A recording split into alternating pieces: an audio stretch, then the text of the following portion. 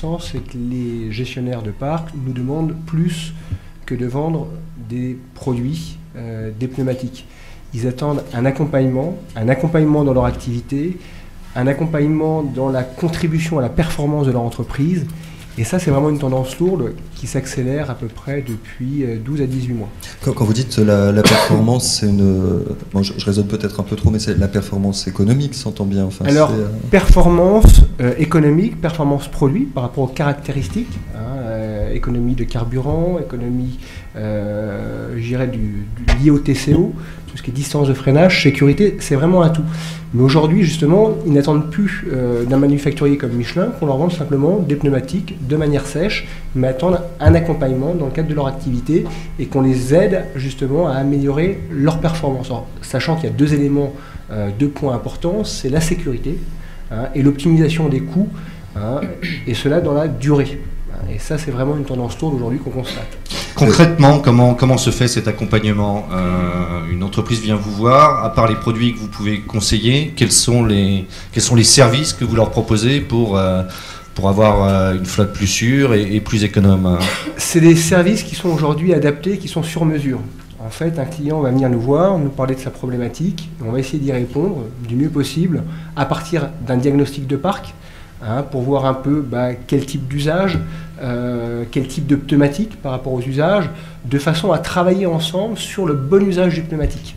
Et ces services sont vraiment une résonance à la performance de nos produits. En optimisant les pneumatiques d'une flotte et le choix des pneumatiques, on peut espérer quel gain en matière, par exemple, de consommation de carburant? Alors je sais que c'est un chiffre difficile à donner, mais en partant d'une entreprise qui n'a rien fait et qui fait appel à vos services, quand vous l'avez conseillé, qu'est-ce qu'elle peut espérer comme gain? Alors, pour être très simple, en fait, on a un outil de diagnostic qui permet de faire de la simulation d'économie, qui peut être mis à disposition des flottes. Je vais vous donner deux chiffres très simples.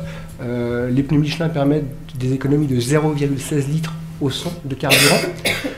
Sur 120 000 km, vous allez économiser 192 litres. Si on considère aujourd'hui un prix moyen d'1,50 €, vous économisez 288 € par véhicule, sur un contrat de 120 000 km. Mais ça, vous faites le calcul sur l'ensemble du parc, vous voyez que ce n'est pas anodin. Mais les clients vous le demandent, ça? Enfin, pour vous, c'est un argument de vente réel qui a Bien sûr. Aujourd'hui, les clients rentrent vraiment dans le détail du TCO. C'est-à-dire que lorsqu'ils ont une enveloppe budgétaire qui est allouée pour la gestion de leur parc, il n'y a plus de petits détails aujourd'hui. Et ils regardent l'ensemble des postes. Le pneumatique est vraiment, je dirais, un reflet de cette évolution dans la gestion des parcs. Parce que le pneumatique a un impact coût non négligeable. Lorsque vous rapprochez ce coût pour 1000 km, le pneu Michelin coûte 2,50 € pour 1000 km, lorsqu'un pneu concurrent premium coûtera 3 €. Donc oui, sur le papier, vous mettez un peu plus d'argent sur la table, à court terme, mais si vous raisonnez en coût d'usage, dans sa globalité, le pneu Michelin vous coûte bien moins cher. Ce TCO, on en parle beaucoup, c'est valable pour les pneus, mais pour toutes les prestations qui vont autour du véhicule, pour le véhicule lui-même.